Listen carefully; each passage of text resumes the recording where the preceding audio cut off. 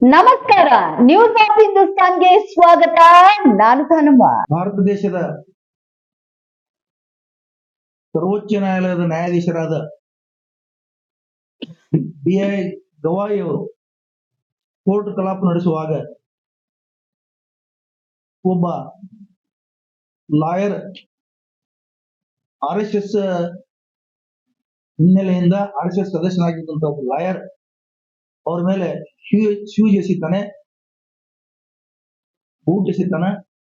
ಅದಕ್ಕೆ ಕಾರಣ ಏನ್ ಹೇಳ್ತಾನಂದ್ರ, ನೀವು ಸನಾತನ ಧರ್ಮದ ಬಗ್ಗೆ ನೀವು ಅವಹೇಳನ ಮಾಡ್ತಾ ಇದ್ದೀರಿ, ಅದಕ್ಕೆ ನನಗೆ ಸಹಿಸಲಿಕ್ಕೆ ಆಗ್ತಾ ಇಲ್ಲ ಅಂತ.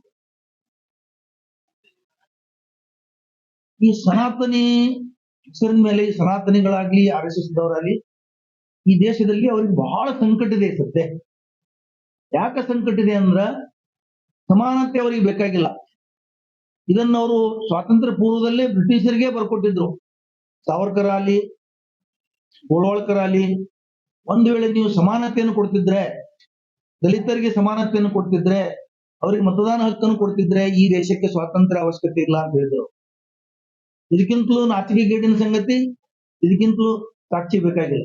70 ವರ್ಷಗಳ ಕಾಲ ಸ್ವಾತಂತ್ರ್ಯದಲ್ಲಿ ನಾವು ಇದ್ರೂ ಸಹಿತ ಇನ್ನೂ ಅವರ ಮನಸ್ಥಿತಿ ಬದಲಾಗಿಲ್ಲ. RSS ಮನಸ್ಥಿತಿ, ವಿಶ್ವ ಹಿಂದೂ ಪರಿಷತ್ದವ್ರ ಮನಸ್ಥಿತಿ ಇನ್ನೂ ಬದಲಾಗಿಲ್ಲ. ಅವ್ರಿಗೆ ಸಮಾನತೆ ಬೇಕಾಗಿಲ್ಲ. ಈ RSS ಮತ್ತು ಆ ಸಂಘ ಪರಿವಾರದವರು ಇವತ್ತೇನು ಕೃತ್ಯಗಳು ಮಾಡ್ತಾ ಇದ್ದಾರೆ ಅದರದ್ದು ಪ್ರಬಲ ಸಾಕ್ಷಿ ಇದು. ಇವತ್ತ ಸುಪ್ರೀಂ ಕೋರ್ಟ್ ನ್ಯಾಯಾಧೀಶರ ಮೇಲೆ ಏನೋ ಒಂದು ಹಲ್ಲೆ ಮಾಡಕ್ ಪ್ರಯತ್ನ ಮಾಡಿದ್ದಾರೆ, ಅದ್ರದ್ದು ಪ್ರಬಲ ಸಾಕ್ಷಿ. ವಿಶೇಷವಾಗಿ ಹೇಳುವುದಂದ್ರ, ಈ ದೇಶದ ದಲಿತರಿಗೆ ಒಂದ್ ಯಾವ್ದಾದ್ರು ಸ್ಥಾನಮಾನ ಸಿಗ್ಲಿ, ಅವ್ರ ಸಮಾನತೆ ಆಗ್ಲಿ, ಸಾಮಾಜಿಕ ನ್ಯಾಯ ಆಗ್ಲಿ ಅವ್ರಿಗೆ ಬೇಕಾಗಿಲ್ಲ, ಸಿಗುದು ಬೇಕಾಗಿಲ್ಲ. ಅವ್ರು ನಿಜವಾಗ್ಲೂ ಹೇಳಿದ್ರೆ ಇವತ್ತು RSS ಮುಸ್ಲಿಮರನ್ನು ವಿರೋಧಿಸ್ತದೆ ದೇಶದಲ್ಲಿ. ಆದ್ರೆ ಟಾರ್ಗೆಟ್ ಮುಸ್ಲಿಮರಲ್ಲ, ಅವರಿಗೆ ಟಾರ್ಗೆಟ್ ಇರೋದು ದಲಿತರೇ. ಈ ದೇಶದ ದಲಿತರೇ ಟಾರ್ಗೆಟ್ ಇದಾರೆ ಅವರು.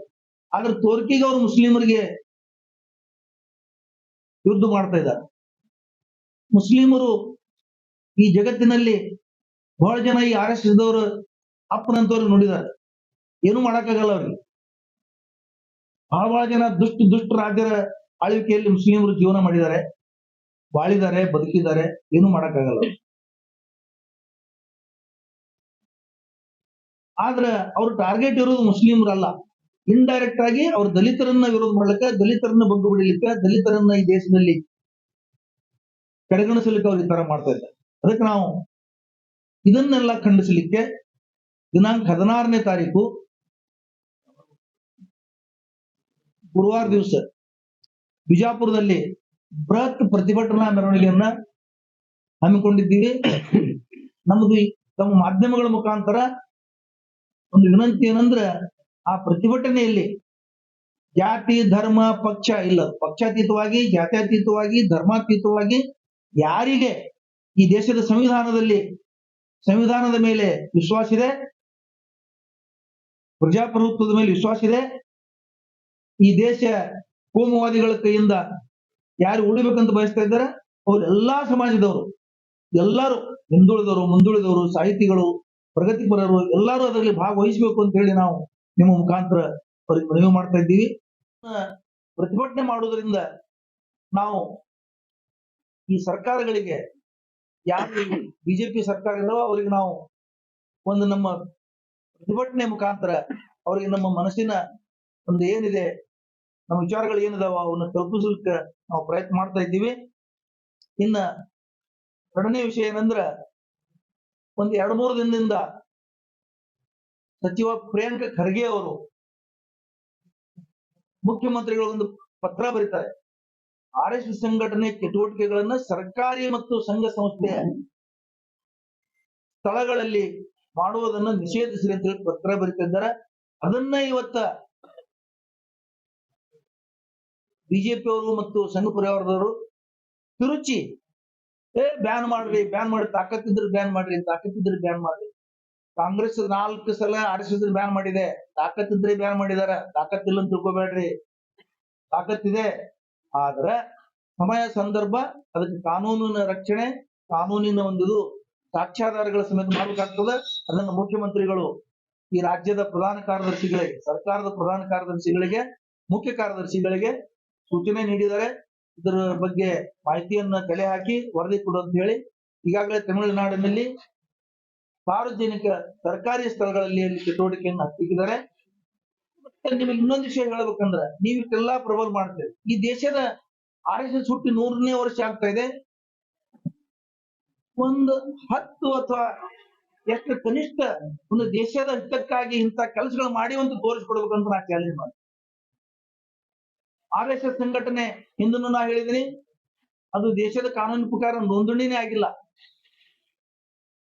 ಅದು ಕೇವಲ ಒಂದು ಗುಂಪು, ಒಂದು ಸಮಾಜದವ್ರ ಗುಂಪು. ಅದಕ್ಕೆ ಅಡಿಕ್ಟ್ ಇಲ್ಲ, ಅದಕ್ಕೆ ದುಡ್ಡು ಎಲ್ಲಿಂದ ಬತ್ತು ಗೊತ್ತಿಲ್ಲ, ಯಾರು ಕೇಳೋದಿಲ್ಲ. ಮತ್ತ ಆಮೇಲೆ ಇನ್ನೊಂದು ವಿಷಯ, ಆ ಲಾಠಿ ಹಿಡ್ಕೊಂಡು ಓಣಿ ತಿರುಗಾಡ್ತಾರಲ್ಲ, ಏನದು ಏನ್ ತೋರಿಸ್ತದೆ? ಲಾಠಿ ಯಾರು ಹಿಡಿತಾರ? ಸಭ್ಯಗ್ರಸ್ತ ಜನ ಹಿಡಿತಾರ, ಈ ದೇಶ ಪ್ರೇಮಿಗಳು ಹಿಡಿತಾರ. ಲಾಠಿ ಗುರ್ತೇನು? ಮತ್ತು ನೀವು ಓಣಿ ಪ್ರತಿಭಟನೆ ಏನ್ ಮಾಡ್ಲಿಕ್ಕೆ ಪಥಸಂಚಲನ, ಅದರಿಂದ ಏನ್ ಈ ದೇಶಕ್ಕೆ ಲಾಭ ಇದೆ? ಆ ಪಥಸಂಚಲನದಿಂದ ಏನ್ ನೀವು ಏನ್ ತೋರಿಸ್ತೀರಿ? ಏನ್ ಪ್ರಯೋಜನ ಏನಿದೆ ಅದರಿಂದ? ಇದೆಲ್ಲಾ ದೇಶದ ಜನರಲ್ಲಿ ಭಯ ಹುಟ್ಟಿಸ್ಲಿಕ್ಕೆ, ಭಯೋತ್ಪಾದನೆಯನ್ನ ತೋರಿಸಲಿಕ್ಕೆ ನೀವು ಇದೆಲ್ಲ ಮಾಡ್ತಾ ಇದ್ದೀರಿ. ಎಲ್ಲರ RSS ಮನೆಗಳಲ್ಲಿ, ಜನರ ಮನೆಗಳಲ್ಲಿ ಬಾಂಬ್ಗಳು ಉತ್ಪಾದನೆ ಮಾಡದಂತದ್ದು ಎಷ್ಟೋ ಸಿಕ್ಕಿದಾವ. ಮತ್ತು RSS ಸದಸ್ಯರು ಇವತ್ತು ಪಾಕಿಸ್ತಾನಕ್ಕೆ ಬೇಹುಗಾರಿಕೆ ಮಾಡಿ ಒಂದು 100 ಜನ ಇವತ್ತು ಸಿಗಾಕೊಂಡಿದ್ದಾರೆ. ಅದು ಬಿಜೆಪಿ ಸರ್ಕಾರದಲ್ಲಿ, ಬಿಜೆಪಿ ರಾಜ್ಯಗಳಲ್ಲಿ, ಬಿಜೆಪಿ ಸರ್ಕಾರದಲ್ಲಿ, ಕೇಂದ್ರ ಸರ್ಕಾರದಲ್ಲಿ ಇವತ್ತು ಬಿಜೆಪಿ ಅವ್ರ ಕೈಯಲ್ಲಿ ಇವ್ರು ಸಿಕ್ಕಿದ್ದಾರೆ ಸರ್ಕಾರದಲ್ಲಿ. ಅಂದ್ರೆ ನಿಮ್ದು ಏನ್ ತೋರಿಸ್ತದೆ? ನೀವು ಈ ದೇಶ ಶಾಂತಿಯಿಂದ ಇರಬಾರ್ದು, ಇಲ್ಲಿ ಭಯೋತ್ಪಾದನೆ ಚಟುವಟಿಕೆಗಳು ನಡಿಬೇಕು, ದಂಗೆಗಳಾಗಬೇಕು ಅಂತ ನೀವು ಬಯಸ್ತಾ ಇದ್ದೀರಿ, ಕೋಮುವಾದ ಹುಟ್ಟಾಕ್ತಾ ಇದ್ದೀರಿ. ಅದಕ್ಕೆ ನಿಮ್ಗೆ ಸರ್ಕಾರಿ ಸ್ಥಳಗಳಲ್ಲಿ ಅದನ್ನು ಬ್ಯಾನ್ ಮಾಡೋದಕ್ಕೆ ನಮ್ದು ಸಹಮತಿ ಇದೆ ಅಂತ ಹೇಳ್ತಾರೆ. ತುಳಿತಕ್ಕೊಳಗಾದವರಿಗೆ ಮತ್ತು ಹಿಂದುಳಿದವರಿಗೆ ಮೀಸಲಾತಿಯನ್ನು ಕೊಡಬೇಕು ಅನ್ನುವ ಕೂಗೆದ್ದಾಗ ನಲ್ವಡಿ ಕೃಷ್ಣರಾಜ ಅರಸರು ಮಿಲ್ಲರ್ ಕಮಿಷನ್ ಅನ್ನು ನೇಮಕ ಮಾಡಿದ್ದಾರೆ. ಮಿಲ್ಲರ್ ಕಮಿಷನ್ ವರದಿಯ ಪ್ರಕಾರ ನಲ್ವಡಿ ಕೃಷ್ಣರಾಜ್ ಒಡೆಯರ್ ಅವರು ಮೀಸಲಾತಿಯನ್ನ ಇಂಪ್ಲಿಮೆಂಟ್ ಮಾಡಕ್ ಹೋದಾಗ ವಿಶ್ವೇಶ್ವರಯ್ಯ ಅನ್ನುವ ಒಬ್ಬ ಇಂಜಿನಿಯರ್ ಮೀಸಲಾತಿಯಿಂದ ಪ್ರತಿಭೆಗೆ ಪುರಸ್ಕಾರ ಸಿಗೋದಿಲ್ಲ ಅಂತ ಹೇಳಿ ದಿವಾನಿಗರಿಗೆ ರಾಜೀನಾಮೆ ಕೊಟ್ಟು ಹೊರಗೆ ಬರ್ತಾನೆ. ಈ ತುಳಿತಕ್ಕೊಳಗಾದವರ ಬಗ್ಗೆ ಮತ್ತು ದಲಿತರ, ದಮನಿತರ ಬಗ್ಗೆ ಡಾಕ್ಟರ್ BR ಅಂಬೇಡ್ಕರ್ ಅವರ ವಿರುದ್ಧ ಪುರೋಹಿತ ಶಾಹಿಗಳು ಮಾಡಿದ ಷಡ್ಯಂತ್ರಗಳು ಕೂಡ ನಾವು ನೋಡ್ತಾ ಬಂದಿದೆ.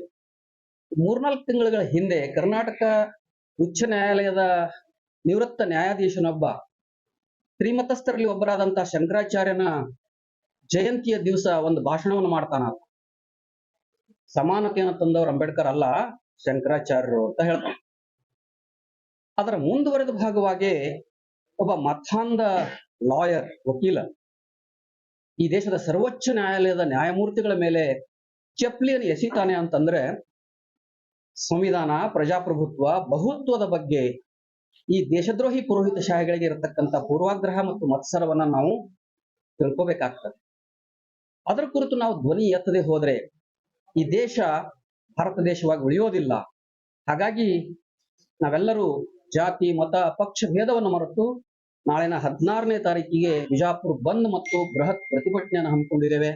ತಮ್ಮ ಮೂಲಕ ಸಂವಿಧಾನವನ್ನು ಪ್ರೀತಿಸುವ, ಬಹುತ್ವವನ್ನು ಪ್ರೀತಿಸುವ, ಜನತಂತ್ರವನ್ನು ಪ್ರೀತಿಸುವ ಎಲ್ಲ ಮೂಲ ಭಾರತೀಯರು ಮತ್ತು ದೇಶಭಕ್ತರು ಈ ದೇಶದ್ರೋಹಿಗಳ ವಿರುದ್ಧ ದೊಡ್ಡ ಮಟ್ಟದ ಪ್ರತಿಭಟನೆಯಲ್ಲಿ ಭಾಗವಹಿಸಬೇಕು ಅಂತ ನಾನು ಈ ಮೂಲಕ ಹೇಳ್ತೇನೆ.